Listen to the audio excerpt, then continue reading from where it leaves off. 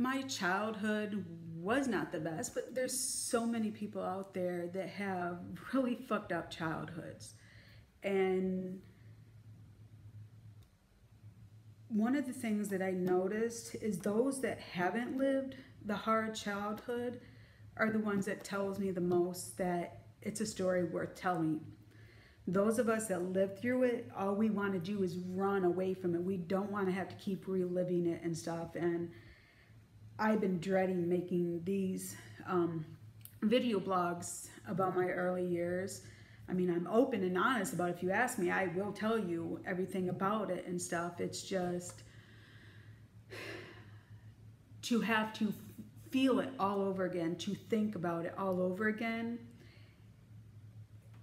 brings up more emotional drama in my head that lingers prolongedly and stuff. So these videos for the book will be extremely hard. But maybe it is something that needs to be said, either for the promoting of my book to find an agent to get it out there and stuff, or maybe it might help somebody else that is either going through it right now or somebody who has been through it. So here we go. Documentary, or what do you call the video blogs? I'm calling it video blogs. If that's what you all don't call it, who gives a shit? I'm calling it a video blog because that's basically what it is, a blog on video. But anyways, I was born to parents that did not really want kids and stuff. They were volatile to each other anyways. The relationship with the external family members or internal family members, however you want to pronounce them, was not very good either. It was extremely toxic. My birth mother, although they all think that she's Mexican, I did a blood test and it's not Spaniard bloodline. But my grandfather on my birth mother's side is Aztec and possibly Southern European, if he wasn't full-blooded Aztec, which chances are in the 1900s there wasn't any left. But anyways, I was the second live birth that they had. Supposedly she had several miscarriages or stillborns and stuff, which isn't really surprising with the amount of drugs and other very inappropriate behaviors that they were doing, especially when they had children. I have one older sister who is suspected to have the same birth father as I do, although later on I'll tell you a story about that. And a younger sister I have never met. Her name was Angel at birth, and she was born a year and either 5 days or 12 days after me. Her birth date is either May 5th or May 12th.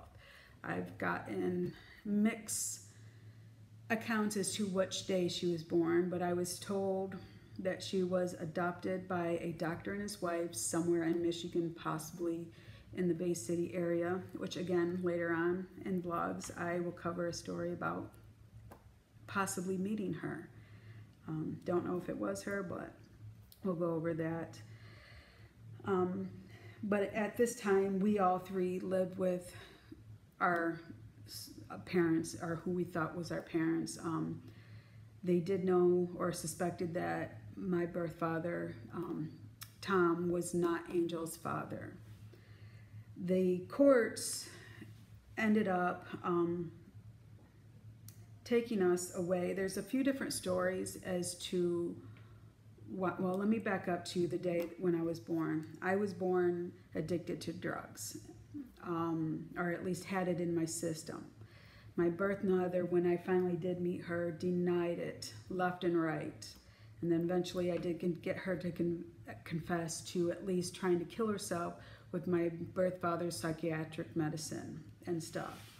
But other people who knows the family or are part of the family and was old enough to remember stuff back then knew there was a shitload of drugs in the house all the time, and that we often got locked into the closet while they got high and stuff. Which eventually led to us being taken away. One of the stories that I was told was that my birth mother refused to do prostitution anymore for our birth father, so he kicked her out of the house. And then he went and got himself arrested, and 3 days after being in jail, he finally decided to tell the courts where we were at, which was locked in a shed. My sister says that she vaguely remembers unlocking the door for them and stuff like that. I don't remember anything from those time periods. I do have some early childhood memories, but it was after we were already with our soon-to-be adopted family, or maybe after the adoption had gone through and stuff.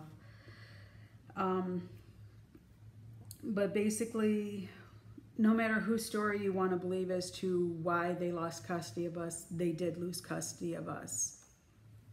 And our younger sister, because she didn't have the same father, was adopted out. Hopefully she had a good childhood. Hopefully she did not go through the things that my sister and I went through. And that is the only hope that I have, that are the only thing that I can be grateful that she wasn't with us, is the hope that she had a better childhood. If not, then I would feel really bad that we weren't there to protect her. But our birth father's brother, Rick, decided that out of family obligation, which we were told that quite often, that he would take April and I. He was married to an older woman who had kids, the youngest one his age. So we grew up with our dad's side of the family. We never knew him. We never saw him, and didn't even realize that the grandfather that we were raised with was not our biological grandfather either. There's a lot of secrets in that family. But we got treated quite differently by the family. We were told about how our birth father took a knife to what we thought was our biological grandfather and stuff. We were just told that he was crazy and stuff, and there was no real explanation as to why or anything like that. Later on, he gave his story as to what happened, and that will be in a blog later on when I talk about him.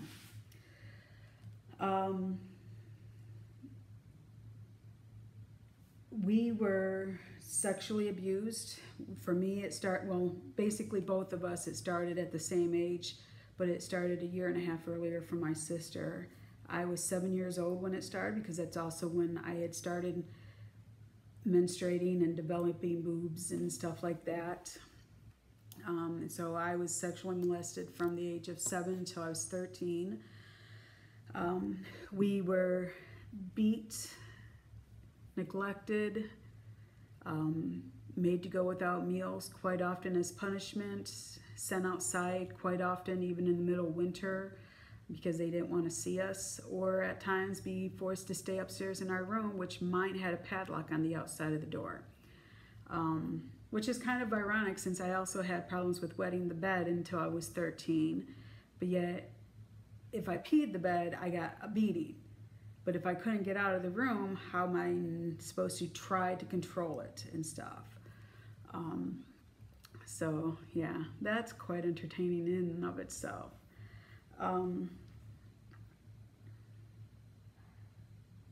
Yeah.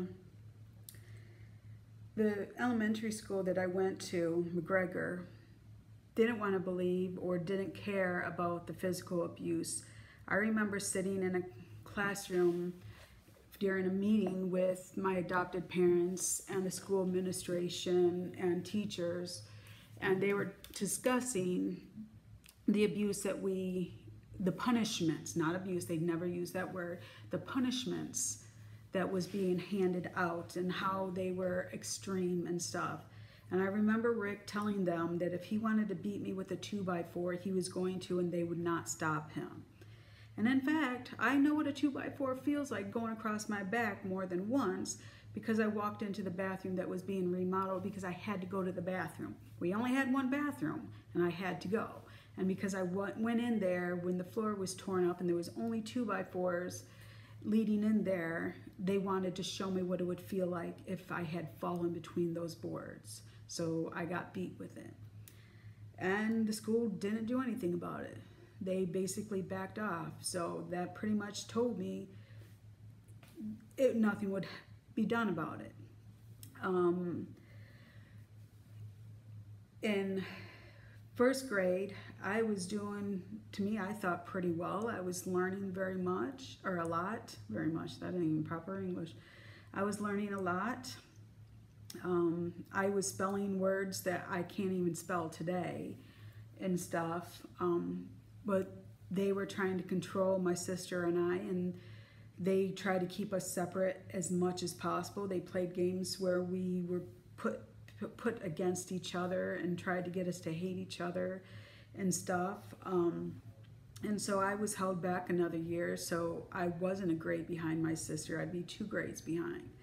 And I remember sitting there in one of the classes, raising my hand to answer a question, and the teacher bluntly told me, put my hand down, you already answered that last year. And that was the sentiment that I got from all the teachers, that I had already been through all this. Why should they waste their time teaching me again? And I believe that's what led to me being dyslexic.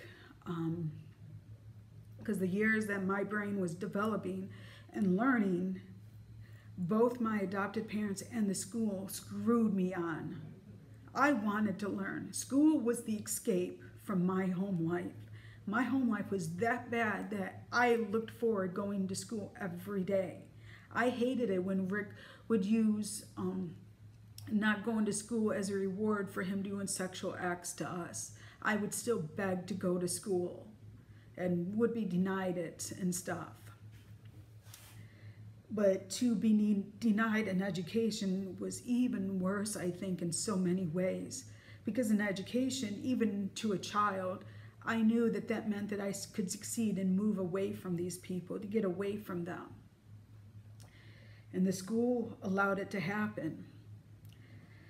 The next year, which should have been my 3rd grade, which ended up being my 2nd grade, I was put in LD classes at a different school to help further separate my sister and I. School still was not catching on to any of this. And what I was learning in that class was less than what I was learning in 1st grade, which ended up being a very big trend back then. Nowadays, some of the schools are a little bit better about it, but not by much. So my education stunted even more and stuff. I started having problems with retaining some information or being able to pronounce certain words and stuff. And so I remember having a speech therapist when I went back to McGregor and trying to learn to say certain words and stuff. Some of them I eventually was able to, some I never did. And that only lasted 1 school year, and I don't understand why, because I still had the speech impediment. And it wasn't until my 20s that I learned how to say library correctly. And that was mostly due to my sister making fun of me for saying library all the time, or however it was that I used to say it, and having to slowly teach myself how to say it correctly and stuff. And then also, one of the ways Rick and them controlled my schooling was Rick was very possessive of us. We were not allowed to play sports. I did end up playing soccer and stuff, and that tale alone is hilarious and sad all at once. But if I got caught playing, I got beat. I also played football on the field with the kids, and it usually was boys because most girls didn't want to play sports. And because I refused to pick on other kids, I became an outcast. I had my chance of being popular, and I chose not to because I'm not going to hurt somebody else. I know what it felt like to be hurt, and the look on that girl's face still haunts me today. And I went and apologized and walked to the field instead of turning around and letting it not bother me. I can't. I'm not a vindictive person. If I'm doing something mean, I'm doing it intentionally, and I'm going to feel bad even if you deserve it. But anyways, Because it was with boys, I was twice as much not allowed to play and stuff. And after they realized that I was really good and better than most of them at playing these sports, they helped me not fall down and get grass stains on my clothes and stuff. And even when I didn't go home with grass stains, somehow Rick always knew that I had played sports that day, and I thought maybe the teachers were telling them or something like that. It wasn't until I saw him outside one of my classes, my science class, that I realized he had been spying on me at school. And that particular day that I noticed him, my teacher was standing pretty close to me and the girl next to me and stuff, and he did lay his hand on my shoulder. I think he was congratulating me on being able to do the project and stuff, especially since I was already in LD classes and I had very few that were mainstream classes, and science was one of them. And Rick went to the school and demanded that I be taken out of that class because the teacher was too friendly. Yeah, he was friendly, but he was not inappropriately friendly. He was not doing the shit that Rick was doing. And I ended up stopped learning science because of that. I was enjoying science and dissecting and all this other stuff. I haven't had a science class since then. That's how bad schooling is for those that are dyslexic. They don't get those classes. The most that I've had was something that was supposed to be called Earth Science, and it was reading a book, answering questions, and that our workbook, and that was it. And that was in Rosemont, and I did that over and over and over, the same fucking book, never learning. But they took me out of it. He tried to get me taken out of my homeroom, which was also, I believe, my math room. And I think the teacher's name was Mr. Lee, if I'm not wrong. But he couldn't see into that classroom because the way McGregor is set up, it's sort of like a U shape, or probably a little bit more than that, but in the particular wings that I was in, it's a U shape, and there's a grass field in the middle of the two parts of the building, and there's a fence, from one building to the next to stop anybody from getting into that field area, and he couldn't see into the classroom. So he didn't have any justifications as to why he wanted me removed from that room, and luckily that didn't happen. But it could have. Needless to say, it wasn't until junior high, towards the end of the school year, that a school took the abuse seriously.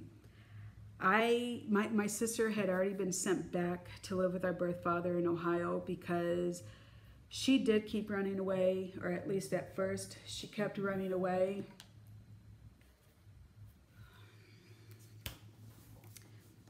My eldest sister had already been sent to Ohio to live with our birth father. This is the first we had heard that he even existed. At first, April was running away, but then it wasn't her choice to be leaving the house anymore. Our adopted mom, Vaughn, kept kicking her out and then calling the police to have her arrested. And the police started to realize what was going on, and it helped that one of her best friend's parents went to the courts and said they would take her, just sign the rights over to her, and they would raise her. This would have been a slap in the face to Rick and Vaughn, so they said no. They took her back and then secretly sent her to go live with our birth father. I was sent to school. I came back. She was gone. I assumed she had ran away again. It wasn't until after I started swim class in junior high. I had started the first part of the school year in junior high outside for gym, running the track and stuff. And then halfway through the semester, we switched. Those that had been in the pool went outside. Those of us outside went into the pool. I was more worried about being teased about my breasts and stuff because I grew up in elementary being teased, told that I stuffed my bra and all that other good crap. And so I was worried about that. I didn't even stop to think about the scars and bruises on my back. And it had been a little bit of time since my last spanking, as they called it. I guess spankings, back then consisted of anything they could put their hands on. 2x4s, extension cords, spatulas, brushes, paddles. And after class, the teacher stopped me and asked me where I got those scars at on my back. And I looked at him like I didn't know what he was talking about, because I didn't know that I had any on my back. I can't see my back. Then I came up with a really fantastic lie that if you had seen the front of my house, you would know that it was a lie. I told him that I climbed the tree in the front yard and I fell down and hit my back on the branches on the way down. If you saw the tree, you know that it couldn't be climbed without equipment, and the highest branches were so far up, it was above a 2-story, that if you fell and hit branches, you were dead when you hit the ground, because it was also cement mostly underneath of the tree.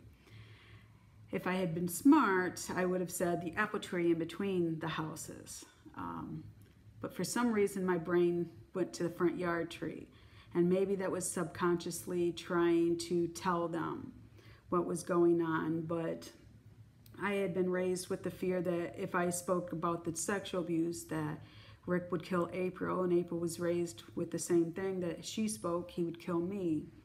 And almost a few times I blurted it out, but he always found a way to be standing there.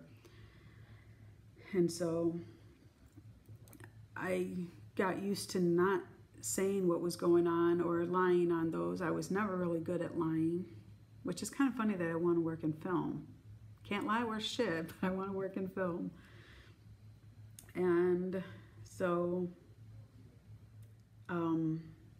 I was given a phone call with April on it to prove where she was at, I guess you could say, and they were already trying to coach me into wanting to move there and stuff, and April told me over the phone that it would not be a good idea, that I would not like it, and they told me that she was just saying that because she wanted to keep our dad to herself and not share him and stuff. I went to school the next day, and I told one girl, we weren't really friends or anything, we sat in class together, I think it was math class, I'm not for sure.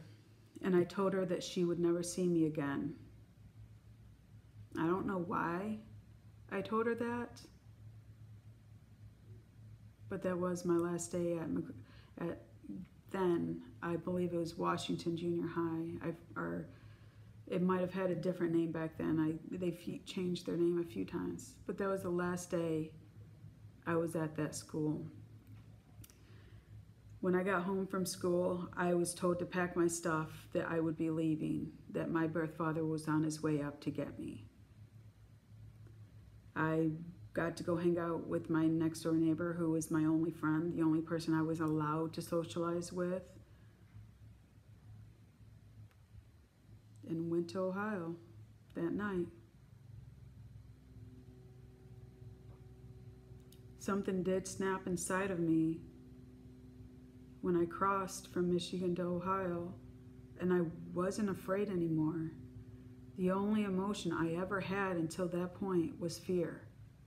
I never knew any other emotions whatsoever. I look at pictures where I have some type of smile on my face as a kid, and I'm like, I wasn't happy in that picture, so why was I smiling? I wasn't happy that day. I'd gotten yelled at for something. I had always gotten yelled at for something. The abuses alone was enough to... My sister would laugh eventually when we got spanked and stuff. And I would just yell at her to stop, to cry, so they would stop beating. And later on in life, she told me that she preferred the beatings over the words that we were told, the things that they called us. I learned what a wetback was when I went to school calling myself that, because that's what they called my birth mother, was a wetback. Didn't know that it was an insult, didn't know it was racist. I went to school, called myself a wetback, and got in trouble. And I still didn't understand why. If they were calling my birth mother that, why was it wrong for myself to call, why was it wrong for me to call myself that? I had heard words that I didn't understand or know because I didn't see a difference in people's skin colors and stuff. I didn't see any of that. Later on, I'll tell you about the dreams that I had and stuff when I do other blogs, but I basically had dreams that taught me right from wrong. The things that I wasn't being taught correctly in waking life, I was being taught in my dream world, which sounds really crazy to people, I know, but it helped me survive. It helped me learn that certain things were bad. It taught me how to spot the bad people and stuff to stay protected as best I could. And it just, I don't know which one I would pick. The sexual abuse, the physical abuse, the mental abuse. I don't know. To me, they were all equally bad. There was one time we had went outside to play, and we weren't allowed to play with anybody else in the neighborhood. Occasionally, we were able to sneak and play with other kids and stuff. And sometimes there was cute guys in the neighborhood. Sometimes it wasn't necessarily that they were cute. It was just somebody to talk to and stuff. There was this one girl and her brother. I think they had another brother. I'm not positive. I just remember the two of them. They lived on the same block, but on the opposite side of the block. And we were not allowed to socialize with them. I never really understood why. I just put it off as the same as we weren't allowed to socialize with many people in the neighborhood. We never went to school dances. We never went to school activities. I just thought we were never invited to anything with kids and stuff. And later on in life, I ran into one of the girls I went to school with. I didn't really remember her or anything, but she said that in the early days that we were invited to stuff, but we never showed up, so they stopped inviting us. I never knew that we were invited anywhere. I never got the invitations and stuff. If it was something happening at school, then yeah, we did participate in it because you had to keep up appearances, I guess you could say, but going to actual people's houses or playing with the kids out on the streets, the only kid we were allowed to play with in the neighborhood was our next door neighbor. They couldn't come up with, I guess, with a justification for not playing with her. And I always hated it when she chose to go play with somebody else because I wasn't allowed to go and it left me with nobody to play with. But one day we were out and we saw Lisa's brother and we're walking and talking to him, and we were trying to make sure that we weren't seen or anything, and we were pretty far away from the house. So we didn't think we'd get caught.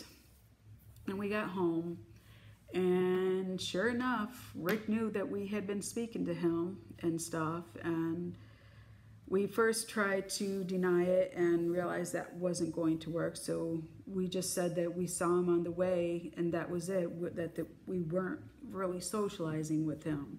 We just happened to be walking in the same direction and stuff. And we were sent up to our room as punishment. We weren't allowed to go back outside or anything, and we were going to go without dinner that night and all that stuff. And then April decided she wasn't putting up with it. She said we didn't do anything wrong. We shouldn't be punished for not doing something wrong and stuff. So she went downstairs to try, I guess, to convince them to let us go back outside and play, that we didn't do anything wrong. And I could hear the screaming and stuff.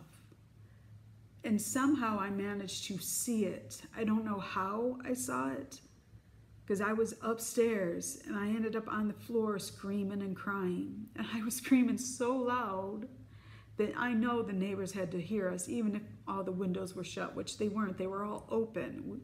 We didn't have an AC unit back then. And so they were beating on her. They both were sitting on her, punching and beating on her. And I could see it. And it was later on that she confirmed what I saw is what happened. I never told her that's what I saw. I've told other people, but I never told her, but she told me what happened. And in the exact same position that she told me, they were sitting on her, punching her and beating on her. I could see, and I screamed, and I kept screaming. I wanted to go down there to help her, but I was too terrified to move. And maybe something inside me said if I screamed loud enough, somebody would come to our rescue. Somebody would care enough. But nobody ever did. Ever. Later on, the girl that I lived next door to, her parents said that they knew things were going on inside that house, but they just never reported it.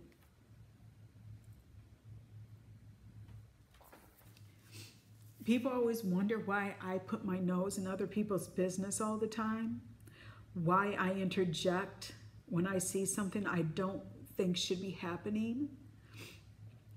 Why when it's not my business? Why when it's not my family? And why when it has nothing to do with me?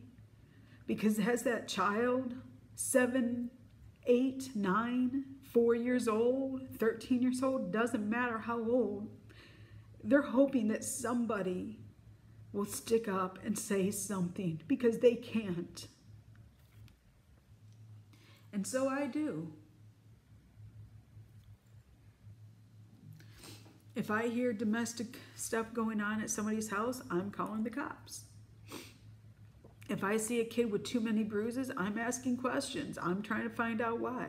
If the kid's misbehaving, I'm correcting that damn kid. I don't give a shit.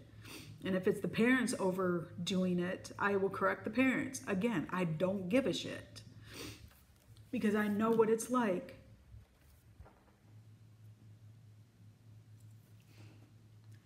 So which one would I choose? Being sexually abused, which has left me with severe emotional turmoil. And for years, I blacked out every time a guy touched me because of it. Or the mental abuse, being called nasty names, being told I wasn't wanted and that the only reason they took us in is because of family obligation. I've never felt welcome anywhere. Nowhere I've ever been. No job, no classroom, no foster home, nowhere have I ever felt like it's my place, my home. And it's easier to be alone than around other people because you don't have to live with the expectation that they're not going to like you or that they're not going to be satisfied with who you are,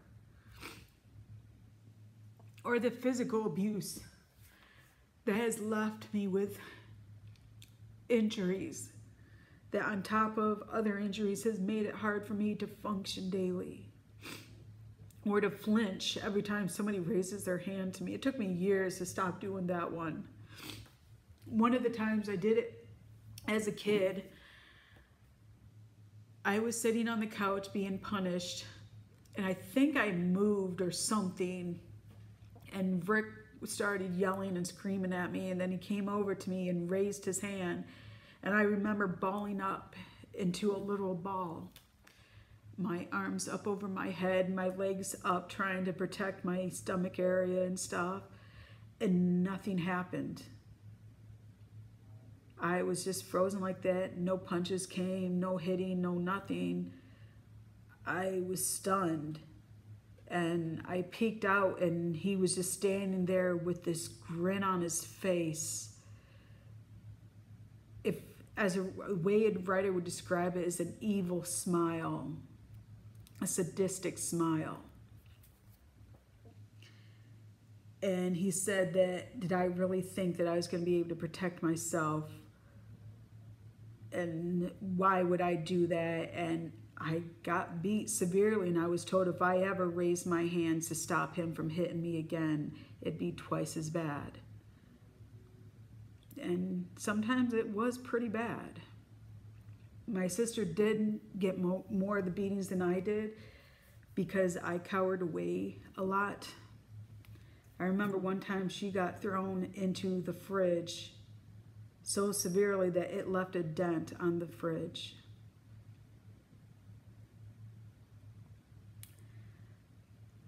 we need to find a way to have discipline for kids, because I am very big on discipline, very big. But there's a line in which you cross, and you should never cross.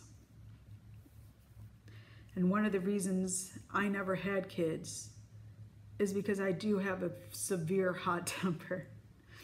I have anger management issues. Because as I said, until I was 13, until I went to Ohio, the only emotion I ever had was fear. I never had hatred, never had love, never had anger, none of that. I might have had frustration a little bit and stuff, but as soon as I felt it and seen the look on somebody's face, I knew I was in trouble and stuff. It didn't matter whose face it was, because I knew that it was going to get back to them, and I knew that I was going to get beat. It wasn't until I became a foster kid that I came up with anger. And that was my only emotion for so long. And frustration was anger. And not liking certain things was anger. I still to this day don't know what love is. The idea of the emotion of love is there by what people's standards are, but actually 100% feeling it, other than lust for somebody or being sexually attracted to somebody, is an illogical concept. I think that's one of the reasons I fell in love with Spock on Star Trek. It was because emotions were illogical, and that's exactly what I felt, is that I couldn't experience them, so therefore it had to be illogic. And they weren't being shown to me, so it was illogical to assume that I would have them or that I should have them. And the kids that are abused don't grow up with these emotions, and it makes it harder for them to show those emotions to other people. When my nephews came around, we both had issues. My sister and I both had issues with being touched, or having too much anger, or this or that. And we tried to not push those off onto them, and we tried to allow them to hug us and all this other stuff. And I would explain to them that the things that we lived through affected how we did stuff, but we don't want that to affect you.